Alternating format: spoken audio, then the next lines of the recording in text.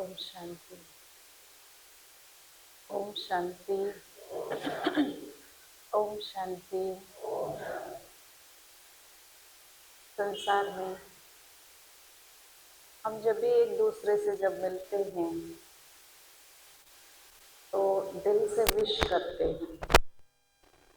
सुबह मिलते हैं तो गुड मॉर्निंग, शाम को एक दूसरे से मिलते हैं तो गुड इवनिंग कहते हैं। बड़े हैं या छोटे हैं, कुछ है उस स्थान पर तो नमस्ते तो करते हैं। प्रजापिता ब्रह्मा कुमारी ईश्वरीय विश्वविद्यालय में जब भी एक दूसरे से मिलते हैं तो कहते हैं ओम शांति। अभ्यास हो गया, आपको तो सुन रहे हैं ना। वैसे तो भक्ति मार्ग में भी जब भी मंत्र कहते हैं, श्लोक पठन करते हैं, जप करते हैं, गीत गाते हैं, भी हम ओम शांति शांति शांति है।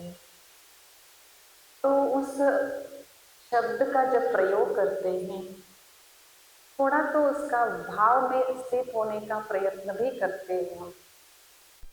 लेकिन अभी आगे बढ़ते बढ़ते उसका अर्थ को हम भूलकर सिर्फ शब्द ही रह गया है। लेकिन ईश्वरीय विश्वविद्यालय जो भी बातें यहाँ हम अनुकरण करते हैं, अर्थ सहित करते हैं। अभी हम आपको ओम शांति कहते हैं तो आपको आदत हो गई है, आप भी ओम शांति कहते हैं।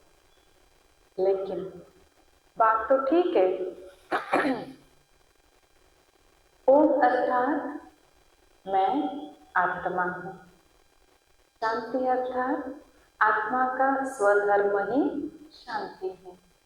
जब एक दूसरे से हम मिल रहे हैं, अर्थात किसका किसके साथ मिलन हो रहा है? आत्मा का आत्मा के साथ, है ना। ये तो शरीर गाड़ी है, गाड़ी के अंदर ड्राइवर बैठा है तो ड्राइवर ड्राइवर से मिलता है। तो मैं आत्मा कैसा हूँ? शांत स्वरूप हूँ। जब अपनी स्वधर्म में स्वस्थिति में स्थित होकर जब हम मिलते हैं तो एक दूसरे का लेन देन होता है। उस समय मेरे अंदर की शांति के प्रकंपन उस आत्मा तक, उसके अंदर की शांति का प्रकंपन मेरे अंदर। जब सच्चाई को समझकर उस आधार पर चलना शुरू करते हैं तो परिवर्तन।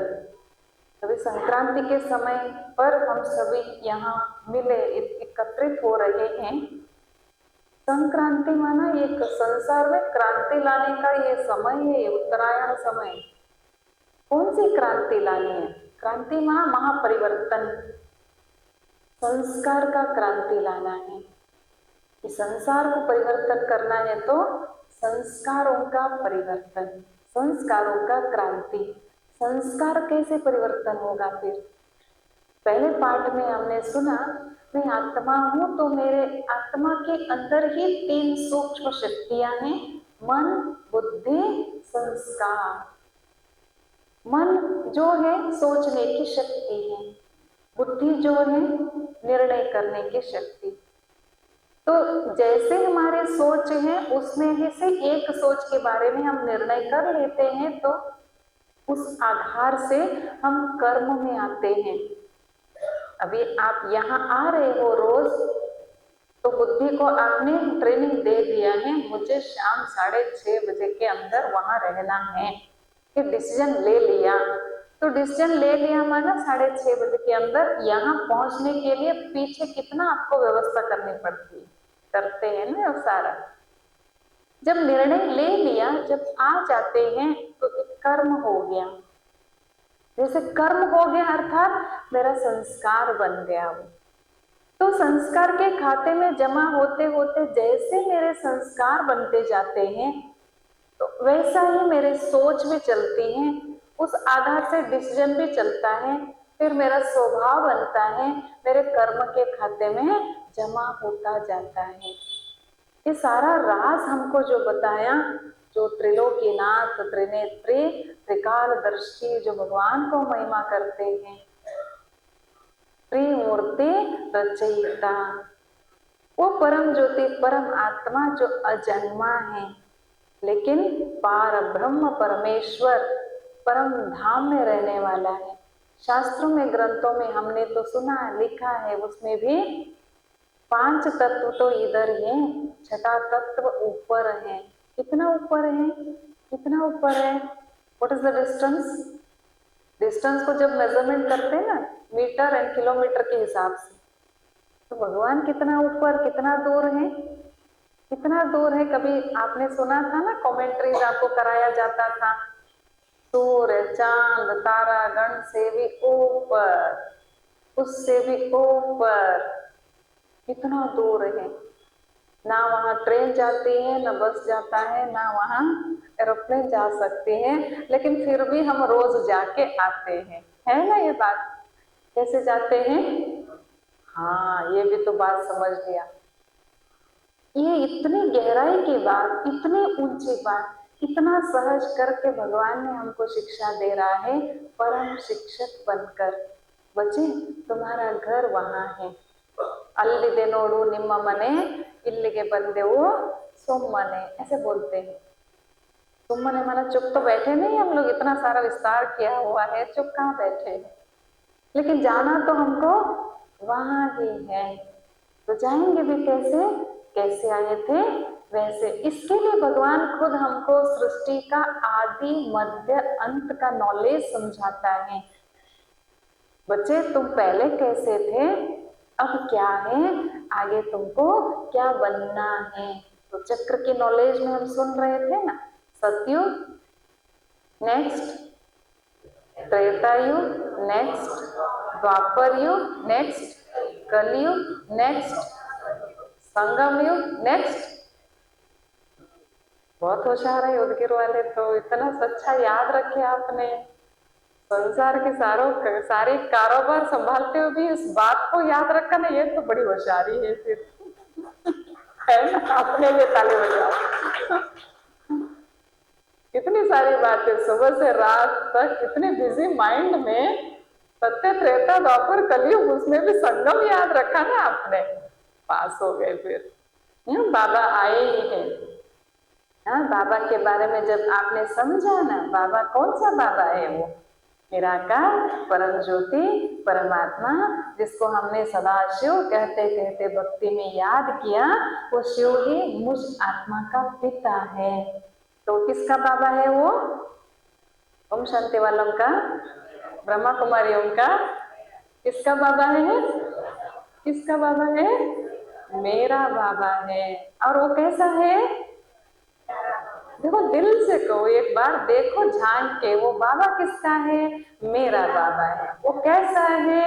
मीठा बाबा है। और वो कैसा है? प्यारा बाबा है। तो दिल बार बार बार बार उनका गुणगान करते रहे, तो मेरा संबंध उस परम ज्योति के साथ जुटा रहेगा, तो पावर ट्रांसमिट होती रहेगी।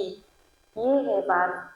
भले हमको ऐसे नहीं कि सारा काम काज छोड़कर एक कोने में बैठकर जप करते रहे, नहीं। चलते फिरते उठते बैठते खाते पीते सोते हुए भी उनकी याद रहे, वो है हमारा शिवमय जीवन। उसको शिव योगी कहा जाता है। शिव एक तरफ, हम एक तरफ। हमारे काम सारा पूरा होने के बाद उनको मैं याद करूं, नहीं, काम में ही उनकी याद, तब उसको कहा जाता है कायकवे कैलास। सुने हैं ना ये शब्द को? सुने हैं ना? सुने हैं। कायक माना जो कर्म करते हैं, उस कर्म से मुझे कैलाश माना स्वर्ग मिलेगा। कौन सा कायक? जो भी कार्य हम कर रहे, उस कार्य के साथ साथ भगवान की याद होगा, तभी उस कार्य से हमको पुण्य के खाते में जमा होगा। उस हिसाब से मैं स्वर्ग में जाने के लिए लायक बनूंगा। तो कल सुन रहे थे ना, हम सभी कलयुग से निकलकर कहाँ आ गए? कहाँ आ गए? संगम पर आ गए। सभी सभी आ गए। तो घर में जो भी है वो कहाँ है फिर?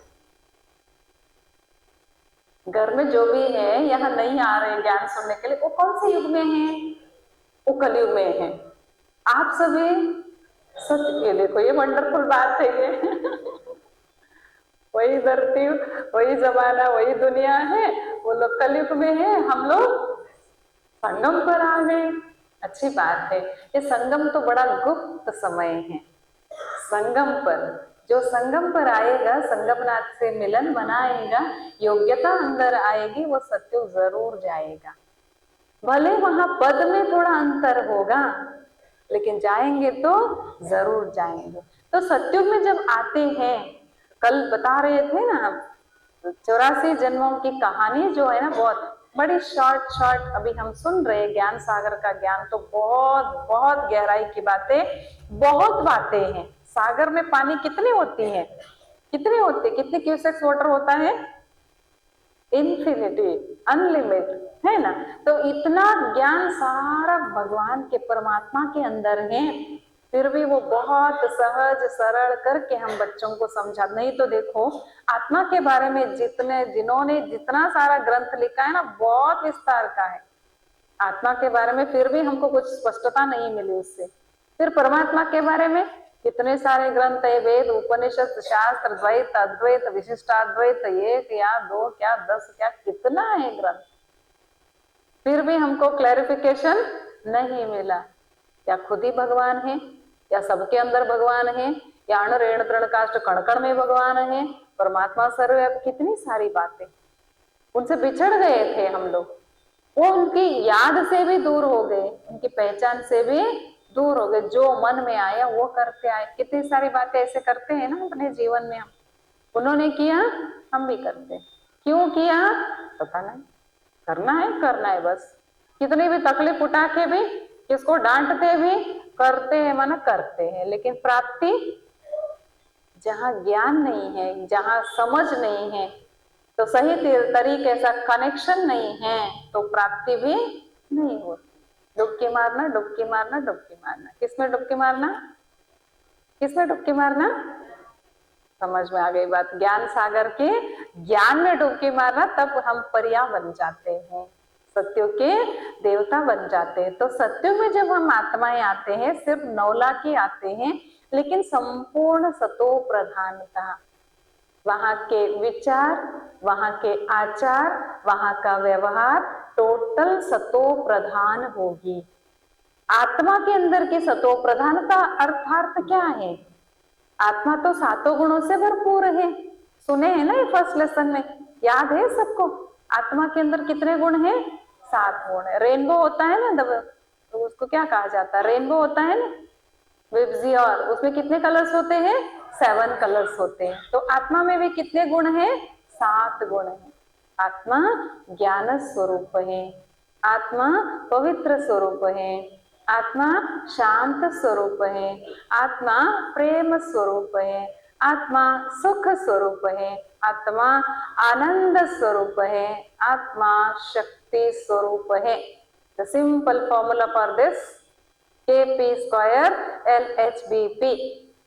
डायरी पेन साथ में होगा ना तो अच्छा लगता है, नोट करेंगे ना, क्योंकि नया ज्ञान लगता है, लेकिन है तो ये पुराना ही। पुराना क्यों कहते हैं इसको?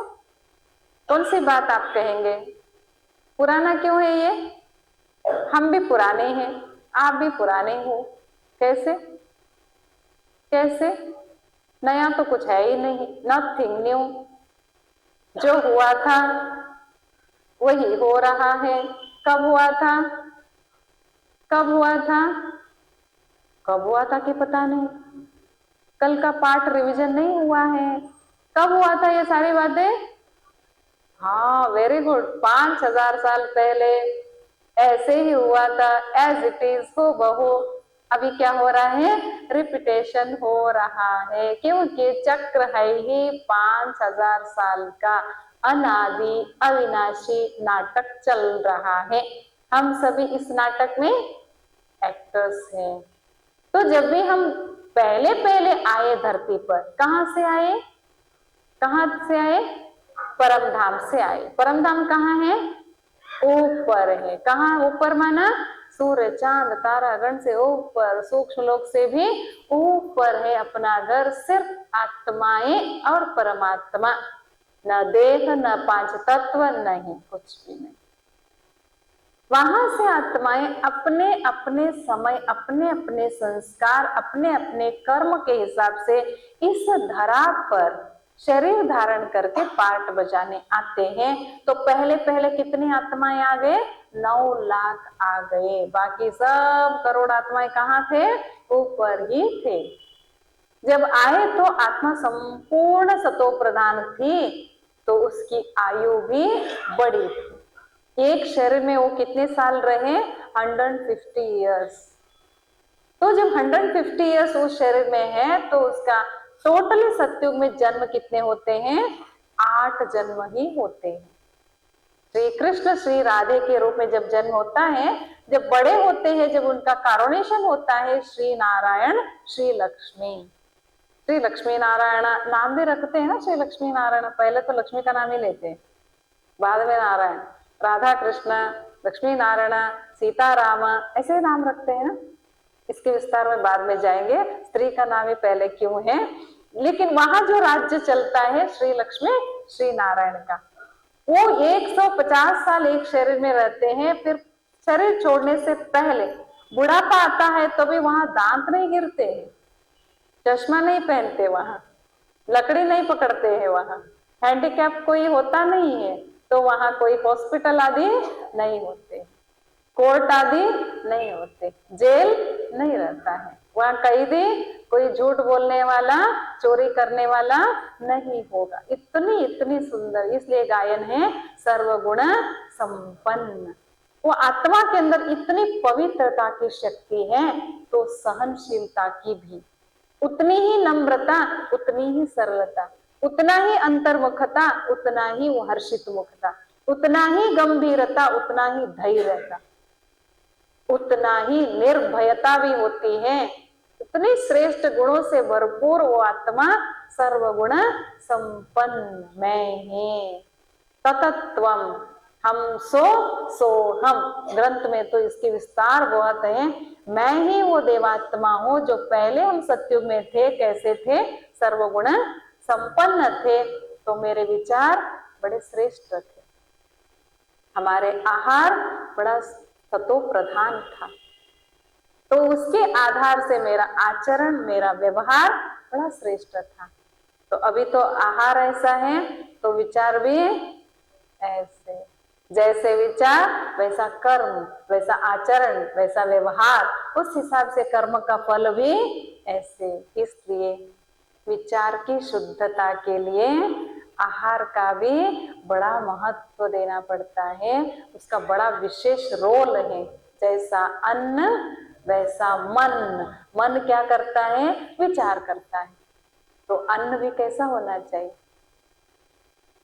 अन्न भी कैसा होना चाहिए? सात्विक होना चाहिए। श्रेष्ठ, श्रेष्ठ कब बनता है वो?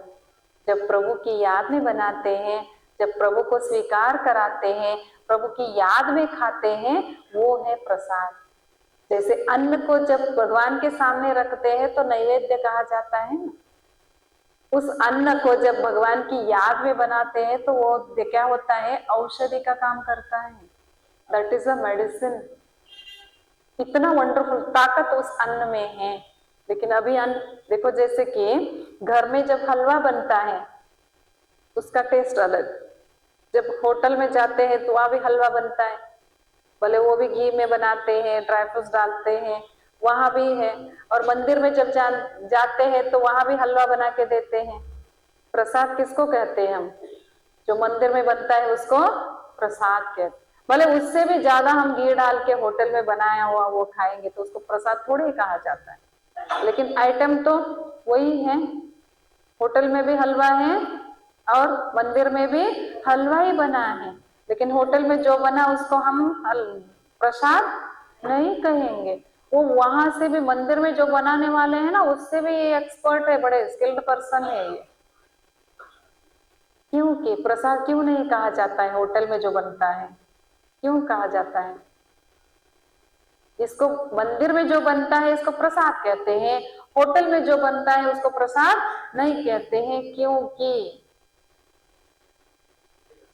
जी वो भेजने के लिए रखते हैं।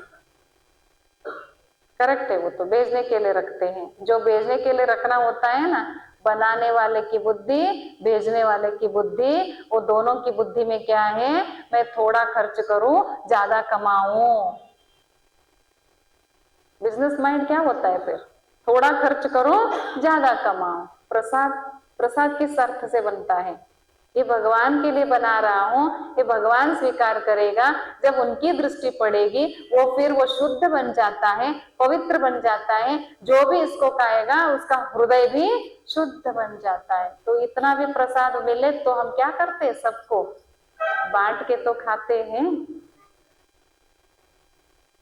तो घर में तीनों टाइम 4 टाइम बनता है, उसको प्रसाद हम बना सकते हैं क्या नहीं बना सकते? बना सकते हैं ना। The transformation will start from our kitchen. परिवर्तन कहाँ से शुरू होना है? हमारे किचन से शुरू होना है। अन्नपूर्णेश्वरी कहा जाता है। जो अन्न बनाने वाले, खिलाने वाले, भगवान को स्वीकार कराने वाले, स्वयं खाने वाले, जो प्रभु की याद में जो बनाते हैं वो शुद्ध प्रसाद बनता है। इतना ही डिफरेंस है ना। केवल भावना की तो डिफरेंस थी होटल का और मंदिर का। तो घर में भी अपनी भावना है। जैसे देखो, जब यात्रा का समय होता है, अपनी देवी देवताओं को जो नैवेद्य बनाना होता है ना, भोग लगाने का होता है, तो क्या करते? किस शुद्धता से करते हैं? कौन सी शुद्धता? पानी, फ्रेश पानी लाते हैं, फ्रेश ड्रेस, स्नान आदि करके फ्रेश ड्रेस पहनते हैं। बाह्य रूप से तो सारा फ्रेश फ्रेश है, अंदर मुझको ही करना पड़ता है। मैं ही उठूं, मैं ही जल्दी तैयार हो जाऊं, वो तो करती नहीं है। अरे दूसरों की इतनी सारी अंदर भर के बाहर फ्रेश है, लेकिन अंदर भी स्वच्छता, शुद्धता, उस बात पर भगवान हमको बड़ा अटेंशन खिंचवाते हैं। बच्चे जब भी भोजन बनाते हो तो बातें नहीं करना चाहिए, भगवान को याद करके। देखो अभी भी श्रीनाथ द्वारे में जो भोग बनता है ना, श्री कृष्ण को भोग लगाते हैं ना, वहाँ प्योर घी में बनता है। वहां जो भोग बनाने वाले अपने मुख पर पट्टी बांधते हैं, नाक और मुख दोनों बंद रहता है। वहां तो मूर्ति को भोग लगाते हैं, वो उसका सुगंध भी स्वीकार नहीं करते हैं और मुख का पट्टी तो बंद ही रहता है। हम भी हमारे घर में हमारे परिवार के जितने भी सदस्य हैं वो भी तो श्रेष्ठ आत्माएं हैं। शरीर रूपी मंदिर में श्रेष्ठ आत्मा बैठे हैं, तो उनको हम खिला रहे, तो थोड़ी शुद्धता को अपनाना है। पर चिंतन, पर दर्शन, पर मत नहीं, किसी की बातें सुनते सुनते। अभी तो मोबाइल बजता ही रहता है और फोन पे भी बात करते रहते हैं, पकाते रहते हैं। जिसका फोन आता है ना, कॉल आता है ना, उसको रिसीव करते हैं ना, उसका नाम देखते ही उसका रूप सामने आ जाता, आता है ना, आता है ना। अरे अरे अरे सुनीता फोन की क्या? अरे संगीता फोन की क्या? अरे संगीता, सुनीता का चित्र ही आ गया सामने। वो चित्र संगीता को देखते ही बना रहे फिर। तो बनाते समय बुद्धि में किसकी याद? प्रभु पिता परमात्मा की याद। जितनी बार आप याद करते वो हाजिर होता है, ये पक्का याद रखो आप। जितनी बार आप उनको दिल से प्यार से याद करते हैं वो हजूर हाजिर हो जाता है। ये अनुभव करने का समय अब आ गया है। इसलिए हमारा आहार बड़ा शुद्ध होना चाहिए, उसी आधार से हमारे व्यवहार शुद्ध, हमारी बुद्धि शुद्ध, हमारा कर्म में शुद्धता आने के आधार से जो हम जाते हैं अपना खाता जमा करके, उस हिसाब से हम सत्युग में आ जाते हैं। तो वहां दीर्घायु रहते हैं, 8 जन्म ही लेते हैं सत्युग पूरा होने तक। और आते जाएंगे तो सत्युग अंत में कितने होते हैं? 2 करोड़ हो जाते हैं। 9 लाख से कितने हो गए? 2 करोड़। यहाँ जो थे वो भी यहाँ ही जन्म ले, ऊपर से भी और थोड़े आगे, तो वहां 8 जन्म लेते हैं। 16 कला संपूर्ण रहते हैं। 16 कला, चंद्रमा जब पूर्णिमा होती है ना, 16 कला कहा जाता है। 16 आना माना कितना? हाँ 16 आना माना 8 आना। 8 आना देखे ना सभी, अभी तो बंद ही हो गया। 8 आना देखे ना, 4 आना भी देखे। 4 आना, 8 आना, 8 आना, 8 आना दोनों मिले तो कितने हो जाते हैं? हाँ 16 माना पूर्ण 1 रुपया। तो हम आत्माएं भी कैसे होंगे? 16 कला संपूर्ण। और कैसे होंगे? मर्यादा पुरुषोत्तम। सारी मर्यादाओं से आत्मा फुल फुल रहेगी। घर की मर्यादा बाहर नहीं जाना कहते हैं ना। अभी कलयुग में क्या हो गया है, जितना जितना शारीरिक रूप से प्रदर्शन चालू हो गया उतने पाप कर्म बढ़ने शुरू हो गए, है ना। देखते देखते हैं ना अपने अभी का जनरेशन का वेशभूष, उनके हाव भाव, मैक्सिमम ट्राई करते हैं कि शारीरिक रूप से प्रदर्शन करने का। देवी देवताओं का ड्रेस कैसे थे, उनके लक्षण कैसे थे, उनकी धारणाएं कैसे थे, देखते थे ना, वो सुन रहे थे ना हम, गीता में जो लिखा हुआ है, बाप और बेटी रास्ते पर नाचना शुरू किया तो क्या हो गया, ये कलयुग का अंतिम घड़ियां, वो चल रहा है ना अभी। फिर कैसे वेशभूष, कौन लड़की है कौन लड़का है ये भी पता नहीं चल रहा है। हमारी संस्कृति कौन सी संस्कृति है, किसको कौन कैसे जागृत करना है, हम सबको जागृत करना है ना, ये अपनी संस्कृति को। सभी मर्यादाओं में पुरुषोत्तम, और वहां आत्माएं हर एक संपूर्ण निर्विकारी होते हैं। इसलिए 8 जन्म, तभी तो कहा जाता है ना कृष्ण जन्माष्टमी, 8 गद्दियां चलती है वहां। एक राजा जब बैठता है तो आराम से फुल राज्य करेगा, इन बिटवीन वो नहीं चलेगा, अचानक मर गए ऐसा नहीं होता है। वहां शरीर छोड़ते हैं भले, लेकिन वहां मृत्यु नहीं कहा जाता है, अमरलोक कहा जाता है, क्योंकि एक शरीर छोड़ते दूसरा लेते, ये नॉलेज रहता है। जब 8 गद्दियां पूरी होती है तो फिर त्रेता में जब आ जाते हैं तो थोड़ी बहुत आत्मा रूपी बैटरी की चार्ज क्या हो गई, कम हो गई, तो वहां आयु थोड़ा कम हो गया, तो जन्म थोड़ा ज्यादा हो गए, तो पीरियड तो उतना ही रहेगा 1250 ईयर्स, लेकिन जन्म वहां 12 होते हैं, तो एवरेज आयु वहां 120 to 25 ईयर्स होता है। तो फिर धीरे धीरे वृद्धि को होते होते त्रेता के अंत तक 33 करोड़ आत्माएं, वहां जो 16 कला थे यहाँ 14 कला हो गए, वहां जो 8 जन्म लिए पूरा, यहाँ 12 जन्म लिए, तो क्या हो गई, धीरे धीरे घटती, ये कम होने लगा तो जन्म ज्यादा होने लगे, तो ऐसे पूरा आधा पूरा होगा। ब्रह्मा का दिन कहा जाता है सत्युग और त्रेता को। जब द्वापर शुरू हो गया, भक्ति करना शुरू कर दिए, तो भक्ति भी भगवान एक ही है, निराकार, वो परम शक्ति है, तो प्रथम भक्ति जो शुरू हो गई सौराष्ट्र सोमनाथ, कितना आलीशान मंदिर था वो, संपूर्ण गोल्डन टेम्पल था वो, डायमंड का शिवलिंग था। गजनवी मोहम्मद जो बाद में आया, इतिहास में तो हम ये पढ़ते आए, हिस्ट्री हमको पढ़ाया, ये 17 बार उन्होंने ऊंट के ऊपर वहां के प्रॉपर्टी लेके गया, फिर भी था वो, एक मंदिर ही इतना था, तो वो राजा कितना धनवान होगा शायद, थोड़ा सोचने की बात है ना। वो तो छोड़ो, अपना विजयनगर साम्राज्य का हमने पढ़ा है ना इतिहास में, कैसा था विजयनगर साम्राज्य। जैसे कि अभी चना दान रखते हैं ना इधर, दाने आदि मार्केट में बेचने के लिए, ऐसे मोती रतन का मार्केट था वो, इतना आलीशान, इतनी धन संपत्ति। इसलिए ना हम गोल्डन एज में थे ना, इसलिए हम गोल्ड को बहुत पसंद करते हैं, है ना। माताओं के पास देखो कितना नहीं है तो भी निकाले तो देखो आराम से निकलता है। गोल्ड पसंद क्यों करते हैं, भाई लोग भी कोई कम नहीं है, देखो कहाँ कैसे क्या क्या पहनू, क्या क्या पहनते, इतने मोटे मोटे माला हार पहनते हैं अभी तो, क्योंकि हम गोल्डन दुनिया में थे ना, गोल्ड हमको बड़ा पसंद है। लेकिन अभी निकालने में बड़ा मुश्किल हो रहा, तो उसको रेट तो अरे पूछो नहीं उसका रेट तो गोल्डन दुनिया से सिल्वर एज में आ गए। सिल्वर एज में ना अपनी क्वालिटी फिर जब आ गए त्रेता में, तो कॉपर एज, अपनी क्वालिटी कम हो गई, और भी अंदर की आत्मा की ताकत कम होती गई, तो जन्म वहां क्या हो गया, और ज्यादा हो गए, आयु कम हो गई। वहां 8 जन्म लिए, त्रेता में 12 जन्म लिए, जब आ गई द्वापर तो 21 जन्म लिए। द टाइम इज सेम, आयु क्या हो गई, कम हो गई, जन्म हमारे ज्यादा हो गए। तो ऐसे धीरे धीरे भक्ति करते, घंटानाद करते करते करते कलयुग तक आ गए, और भी पॉपुलेशन बढ़ गया। जब कलयुग आ गया, घोर अंधकार, इतना पाप करने लगा इंसान, इधर पूजा पाठ भी कर रहा है, इधर पाप भी कर रहा है, इधर दान भी कर रहा है, इधर किसी से खींच कर ले रहा है। तो देख रहे हैं ना, वर्तमान सभी जानते हैं, इसके विस्तार में जाने की जरूरत नहीं है। इतना करते करते पब जैसा कैसा हो गया उसका जीवन, जैसे कि कांटों की शैया पर सोया, इधर करे तो भी चुभ रहा है, इधर सोए तो भी चुभ रहा है, ना खुद चैन से जी रहा है ना दूसरों को चैन से जीने दे रहा है।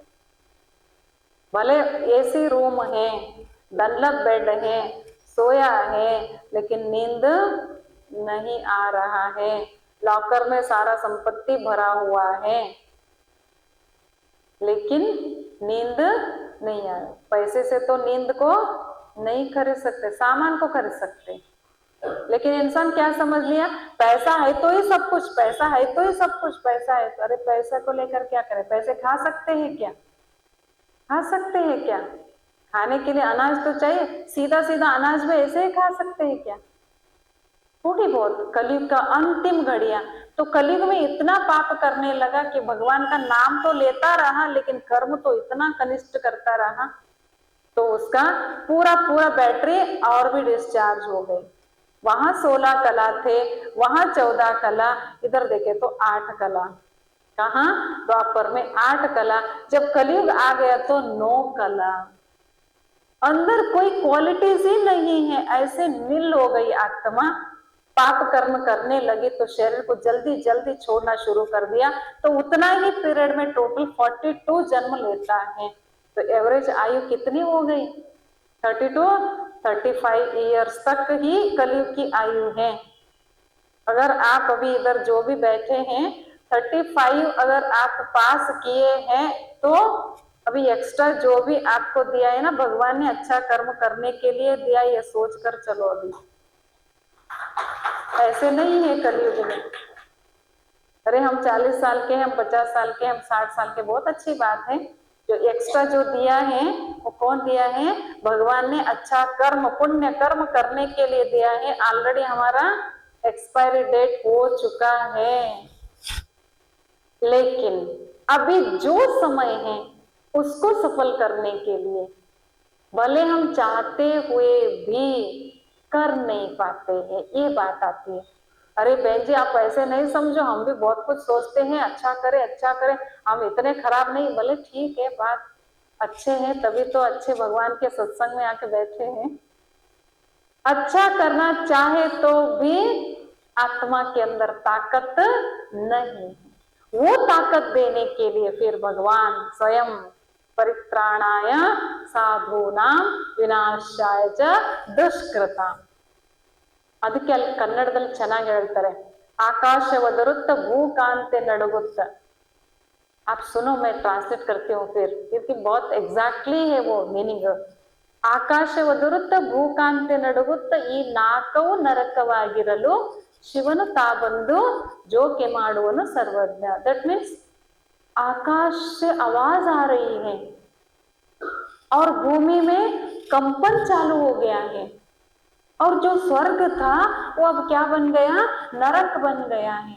इसको सुधारने के लिए किसी के अंदर ताकत नहीं है, तो शिव मुझे स्वयं इस धरा पर आकर इसकी रक्षा करनी पड़ती है। वो समय अभी आ चुका है। आकाश क्या आवाज कर रहा है? कितने अणुबॉम्ब्स जो गिरते हैं, कहाँ से गिरते हैं? ऊपर से तो गिरते हैं। और प्राकृतिक विकोप, अर्थक्वेक हो रहा है, चंडमारुत हो रहा है, सुनामी आ रही है, ये सारा नहीं है क्या? फिर विनाश काले विपरीत बुद्धि, जो नहीं करने का वो कर रहा है इंसान। फिर जब ये स्वर्ग था, देवी देवताओं की पूजा करते थे, अब क्या बन गए? ये नरक बन गया। जो नहीं खाने का वो इंसान खा रहा है। जो भी मरता है ना उसको क्या करते हैं? स्मशान में लेके जाते हैं ना, तो पेट में क्या डाल रहे हैं? उसको मारकर पेट में डालना, तो पेट क्या बन गया है? स्मशान तो है। हम बहुत फॉरवर्ड कहते हैं, बहुत बहुत सिविलाइज्ड कहते हैं, क्या कर, सब कुछ देख रहे हैं ना, वो भी तो बड़ा मार्केट है ना इधर। कितनी गाय जा रहे हैं, कितने, वो सारी लंबी लिस्ट बहुत है, वो भी हम अपने आमने सामने आजू बाजू देख रहे हैं ना सारा। तो पेट को ही क्या कर दिया इंसान? स्मशान। जब भी स्मशान से आते हैं तो क्या करते लोग? स्नान करते हैं। तो पेट ही क्या बन गया? फिर स्मशान ही बन गया। उनके आजू बाजू ऐसे हम जी रहे हैं, इसको थोड़े स्वर्ग कहा जाता है। अरे माल महड़ी गाड़ी है तो अरे वो तो क्या पूछते हो, स्वर्ग स्वर्ग में जैसा है, स्वर्ग में जैसा है, लेकिन बेचैनी कितनी है। सिर्फ स्थूल साधन रहने से स्वर्ग नहीं है। जहाँ आनंद है, जहाँ पवित्रता है, जहाँ सहयोग है, जहाँ सहकार है, सद्भावना है, वो है स्वर्ग। तो घर घर को जब बेटी की शादी होती है, बहू बनकर आती है, घर आती है, तो क्या कहते हैं, घर में लक्ष्मी आ गई। लक्ष्मी कहाँ निवास करती है, स्वर्ग में निवास करती है। तो लक्ष्मी आ गई अर्थात ये घर को स्वर्ग बनाने वाली आ गई। 1 हफ्ता हो गया, 15 दिन हो गए, 1 महीना हो गया, तो लक्ष्मी जाकर क्या बन गई,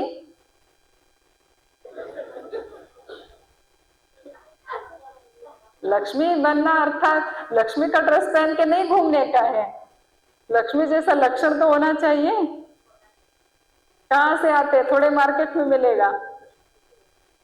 इतनी संपन्नता लक्ष्मी क्यों ना माने, घर का जो मालकिन होती है, जो बच्ची होती है, जो बेटी होती है, जो बहू होती है, वो लक्ष्मी समान हो जाए। जहां तहां उस लक्षण वाले घूमते रहेंगे तो वो घर ही क्या बन जाता है, स्वर्ग बन जाता है।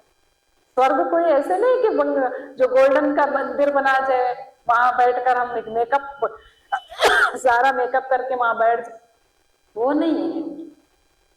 तो हमको स्वयं भगवान आकर क्या बना रहे, अभी मनुष्य से देवता, नर से श्री नारायण, नारी से श्री लक्ष्मी समान हम बन रहे हैं। अभी जो भी आप सुन रहे हैं ना, समझ में आए या ना आए, थोड़ा या बहुत, लेकिन ये संस्कार आपके अंदर भर रहा है।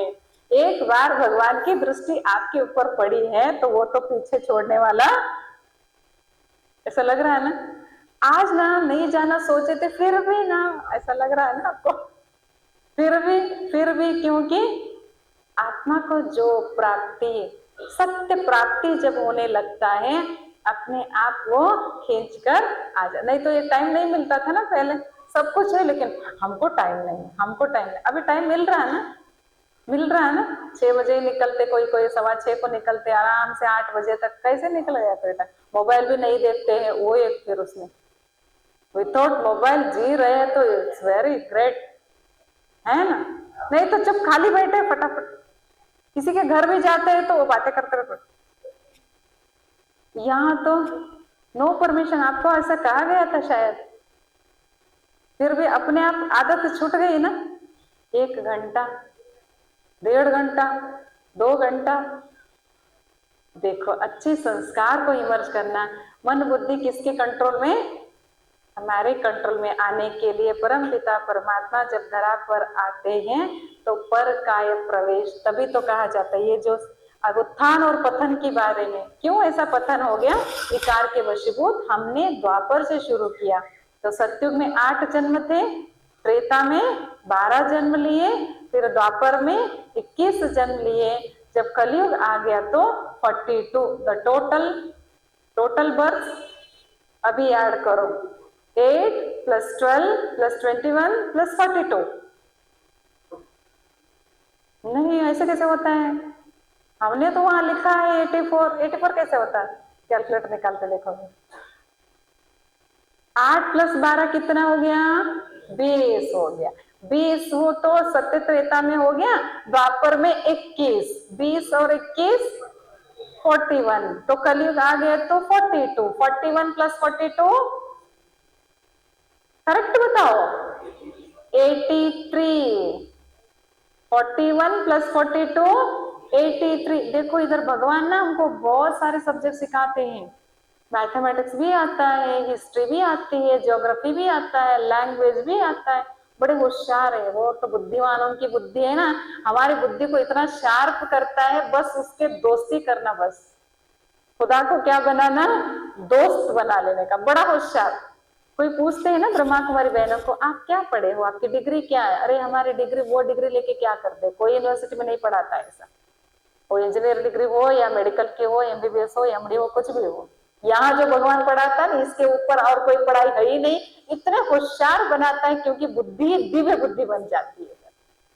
तो 83 वर्ष वहां हो गया था, लेकिन संगम युग पर जब परमात्मा धरा पर आए, वो परमात्मा ही मुझ आत्मा का पिता है। जब हमने ये मान लिया, उसके मैं संतान हूँ, ये विश्वास बैठ गया, उस हिसाब से उनके साथ मेरा कनेक्शन जुट गया, पिता की प्रॉपर्टी के अधिकारी मैं बन गया। जब बच्चा बना तो ये मेरा नया जन्म हो गया। तो ये क्या है? 84th अलौकिक जन्म है। हो गया हम सबका?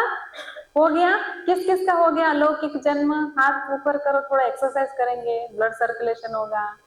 ये कौन सा जन्म है? परमात्मा मेरा पिता है, कौन कौन मानते हैं? वो तो हाथ, हाँ अभी देखो ये बात समझ में आ गई। परमात्मा मेरा पिता है, तो पिता, ये पिता तो था ना शरीरधारी पिता। आपका अलग है, इनका अलग, इनका अलग, हमारा शरीरधारी पिता तो सबके लिए अलग अलग। सभी आत्माओं का पिता तो ये तो मानते हैं ना, ये तो सिंपल बात है, यही तो बिलीफ सिस्टम से यहाँ तक आए हैं।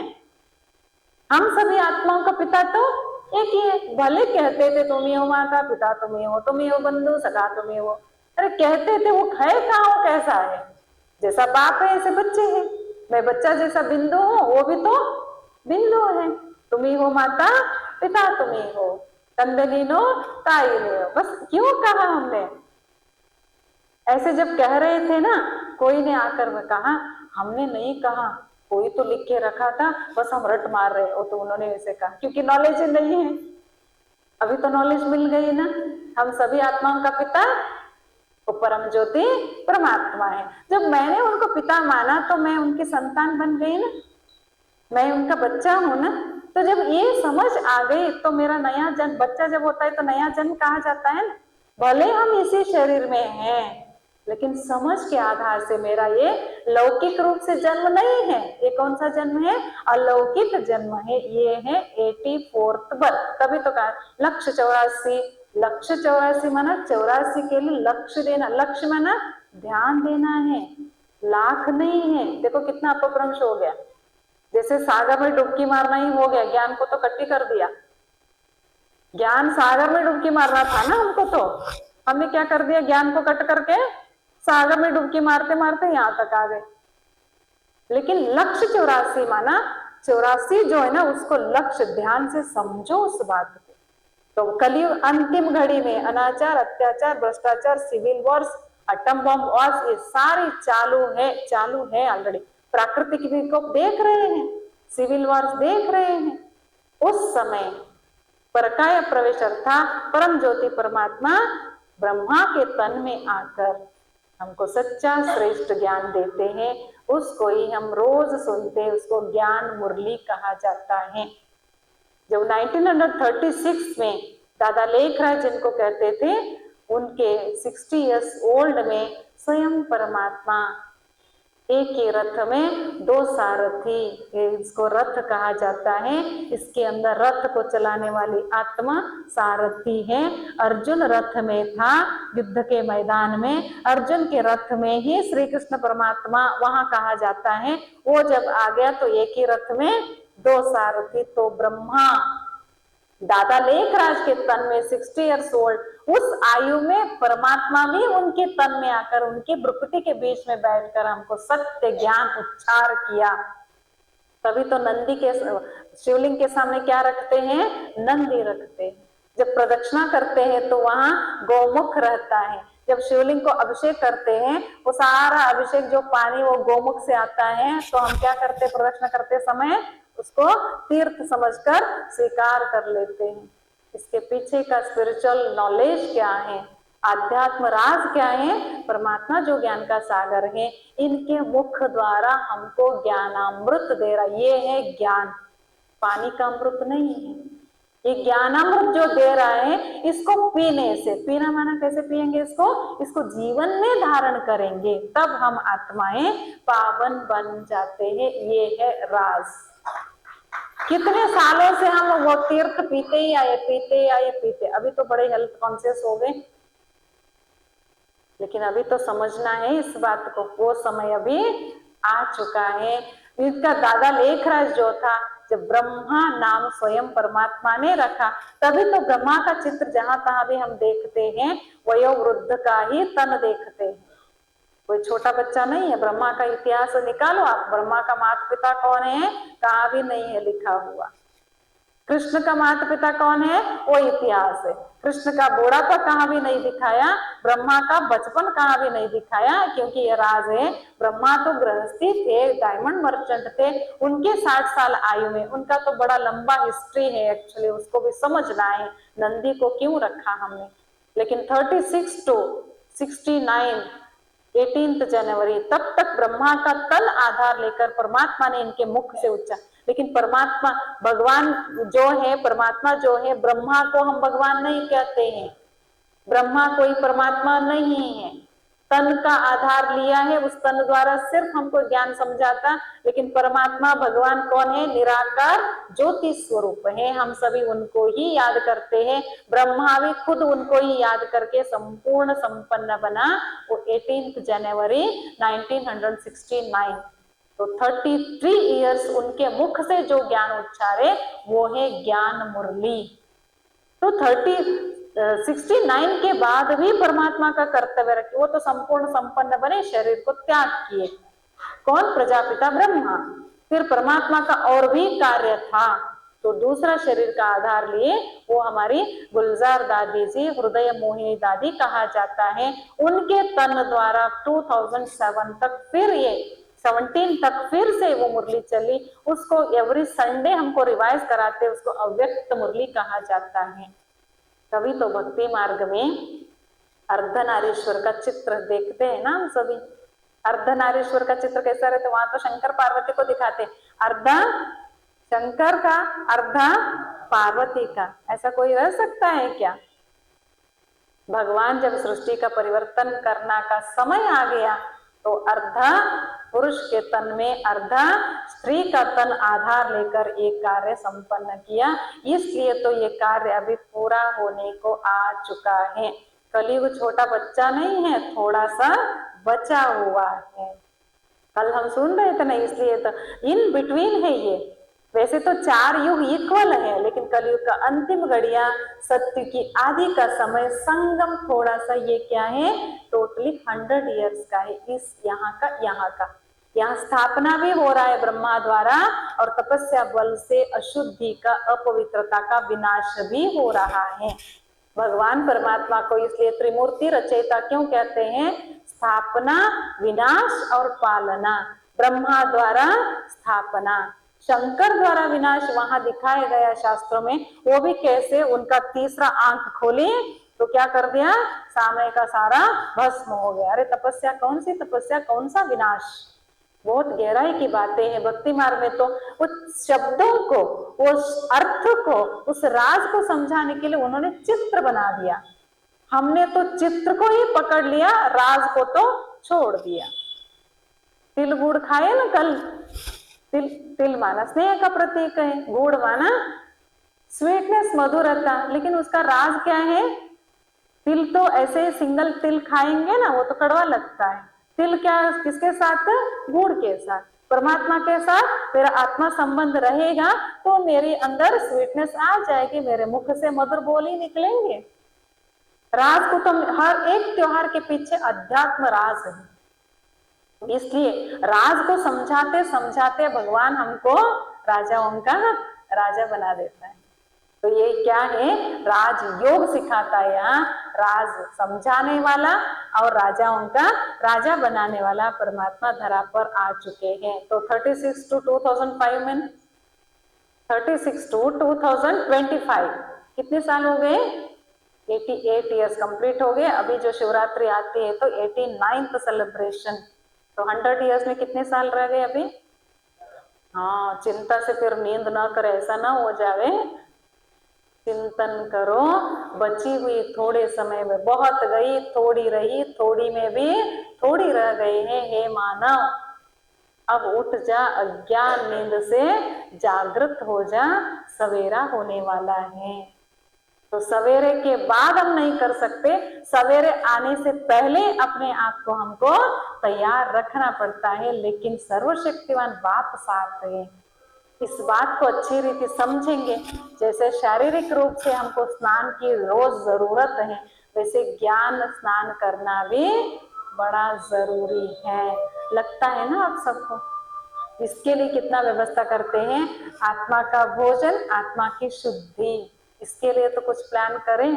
24 घंटा तो इसके लिए, अरे 12 घंटा हमने काम किया तो रेस्ट भी चाहिए। किसको रेस्ट भी? शरीर को ही। सोना, फिर उठना, फिर तैयार होना, खाना बनाना, खाना बनाने के लिए वो अनाज लाने के लिए नौकरी करना, फिर बनाए सो खाना, फिर धोना, फिर बनाना, यही तो चलता है। क्या है चक्र? अभी जाके बनाना है ना, या थोड़ा बहुत बना के आए, वो तो छूटता ही नहीं है। इसके लिए इतनी सारी व्यवस्था करते, इसको चलाने वाला है अंदर क्या हालत हो गई है उसकी। No connection, no plan at all. उसके लिए भी आत्मा का भोजन ज्ञान है, आत्मा की शुद्धि योग से होता है। तो परमपिता परमात्मा हमको स्वयं टीचर बनकर, सत शिक्षक बनकर रोज पढ़ाई पढ़ाते हैं।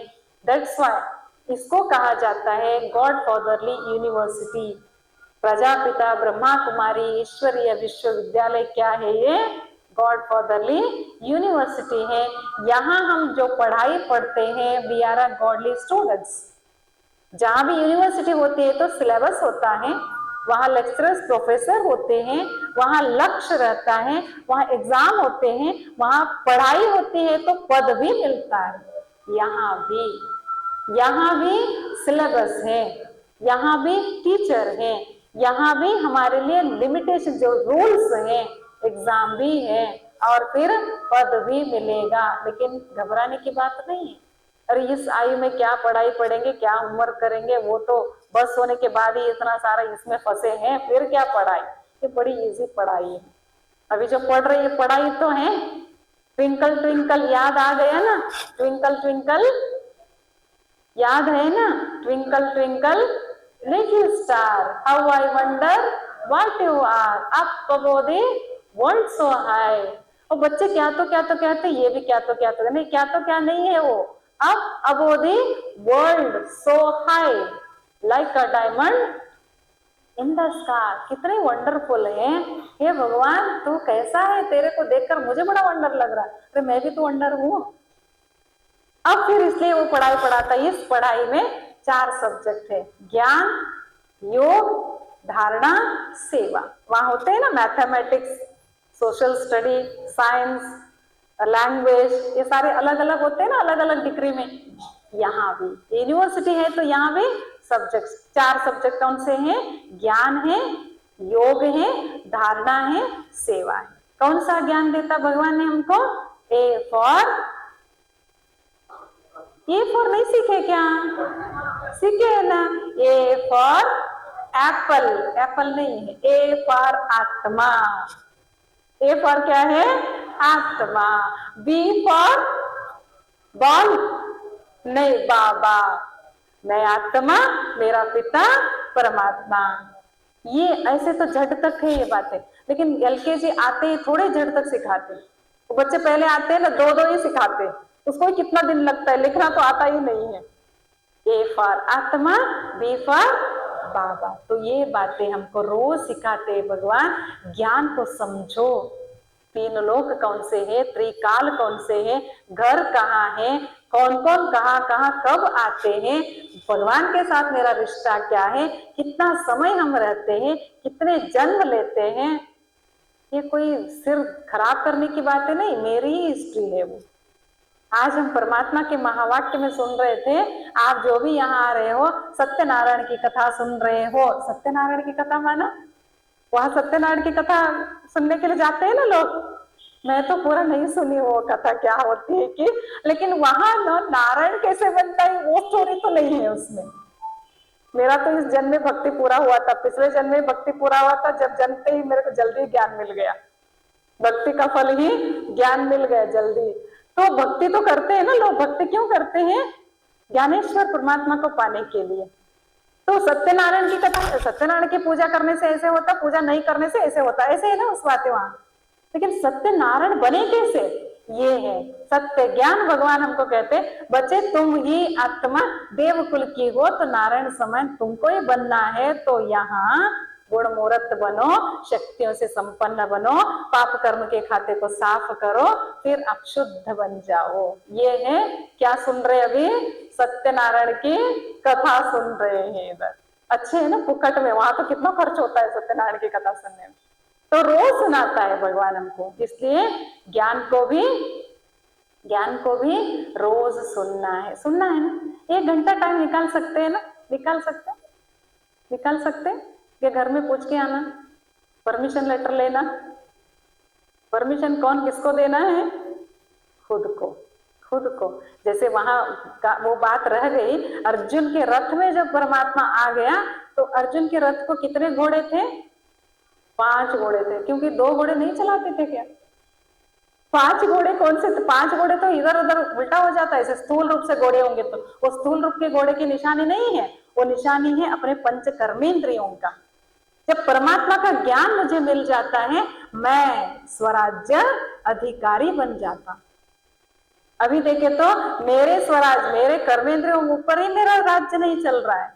नहीं देखना चाहता है तो न चाहते हुए भी देख लेते हैं, नहीं खाना है तो भी खा लेते हैं, नहीं सुनना है फिर भी सुन लेते हैं। तो मेरे कर्मेंद्रिय मुझ आत्मा के कंट्रोल में है ही नहीं। जब स्वराज्य अधिकारी बनेंगे तब ही हम विश्व पर राज्य कर सकेंगे।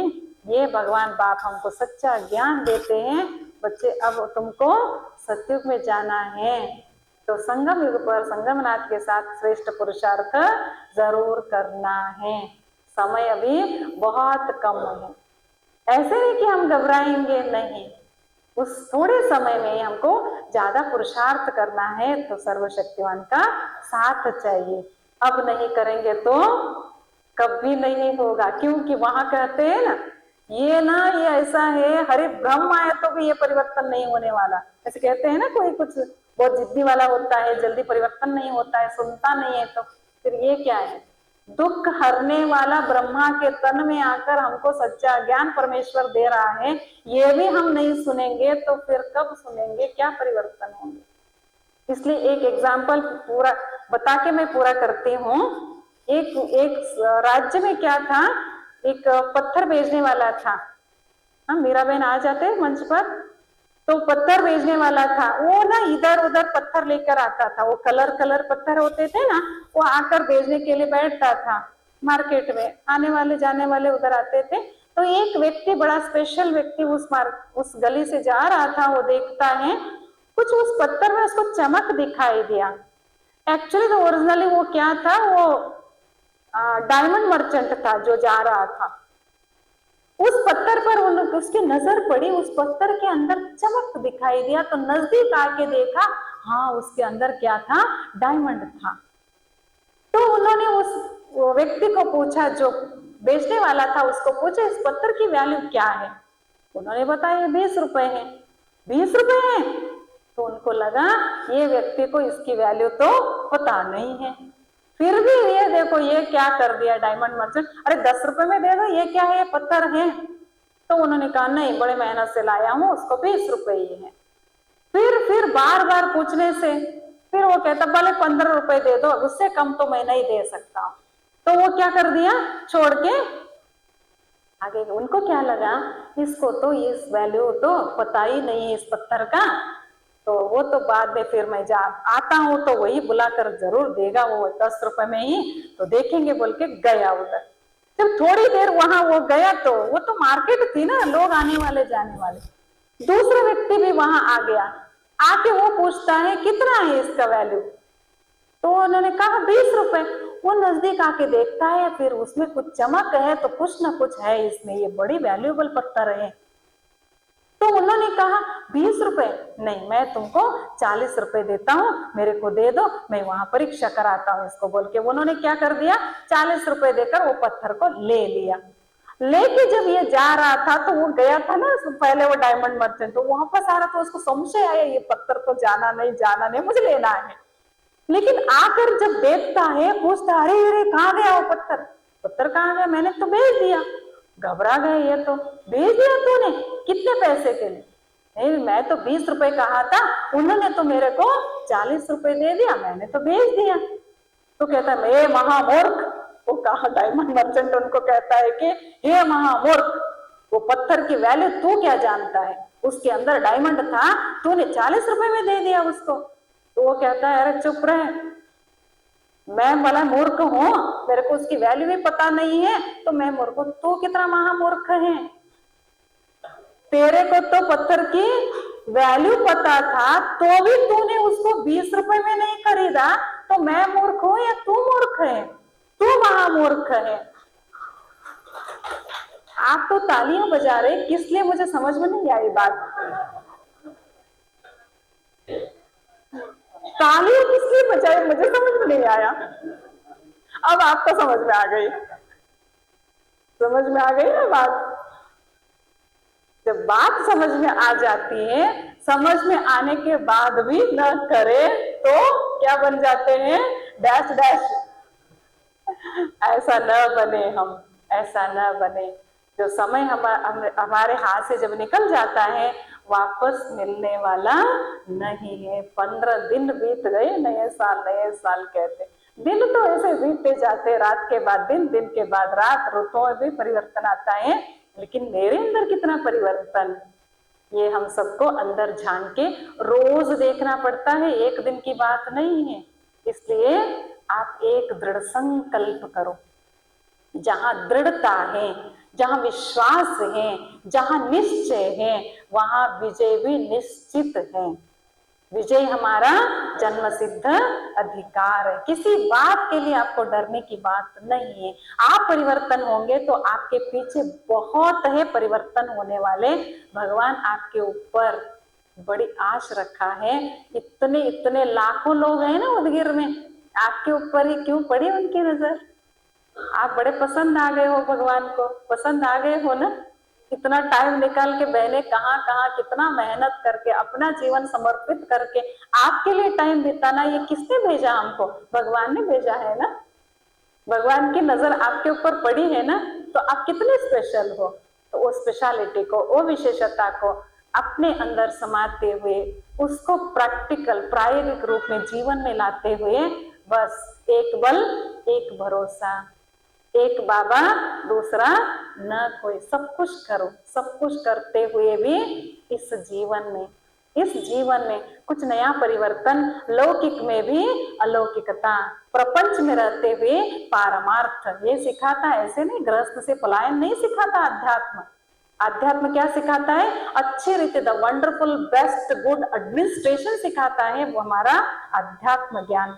देखो बहनें छोटी छोटी आयु में समर्पित होकर आते हैं, क्या मैनेजमेंट करते हैं यहाँ।